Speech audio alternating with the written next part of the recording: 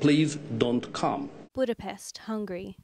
The country rapidly becoming Europe's most vocal opponent to accepting migrants in the recent refugee crisis. Hungary has been widely criticised for its way of handling the flow of refugees, from investing millions of euros on razor wire fencing to introducing harsh penalties for illegal border crossings. It is this defiance stipulated by the government that has the people of Hungary rejecting the EU's propositions of equal responsibility for the migrants, instead promoting a nation of anti-Semitism and xenophobia. Tamia Sabu, co-founder of Green Liberal Party Dialogue for Hungary, is strongly opposed to this viewpoint. It's a very dangerous sentiment and very dangerous rhetoric that the government is using. We're trying to fight that, but of course it's very difficult because the media is mostly dominated by the government.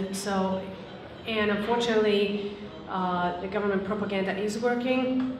So even opposition voters are tend to believe that migrants or refugees are dangerous or could pose danger to the country, and welcome the government's measures to build a fence. Most of them never met a single asylum seeker or refugee, so it's never based on personal experience. It's based on fear. Likewise, Amnesty International Hungary coordinator Aaron Demeter says Hungary's xenophobic attitude first escalated after the Charlie Hebdo shootings, with Prime Minister Orban claiming his predictions of migrants entering the EU as a threat were correct. I do think that it stems from fear and the lack of knowledge. That basically means that the average Hungarian citizen doesn't have any kind of experience with refugees or migrants, so they don't know them, and he or she keep hearing from the government or from the national media that they are a threat. They are taking their jobs, ruining the European culture. I'm not a prophet, but I as far as now I see that for a long term this situation will remain the same. So the government will keep saying what it's saying right now, and people will become much more afraid of these people and of the refugees. So I'm not very optimistic in the sense.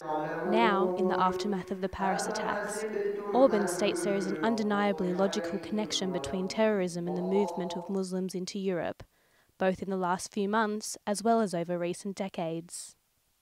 Organisation of Muslims in Hungary President Sultan Salok says the Muslims' involvement in the community is minimal. They have no representation in local councils or parliament, and at social events are treated as foreigners. There is a fear because in some media reports, if you just watch the TV and listen to the radio, of course you are afraid because it's very misleading information spreads about the religion itself, about the people, and about the activities. So it can be very dangerous to focus only on media reports. That's why everyone should get information, get in touch with the people to have the knowledge, the necessary knowledge. He agrees the problem of this fear can only be solved with education of the new generations to the basic of Islam, to eliminate prejudice and, most importantly, Islamophobia.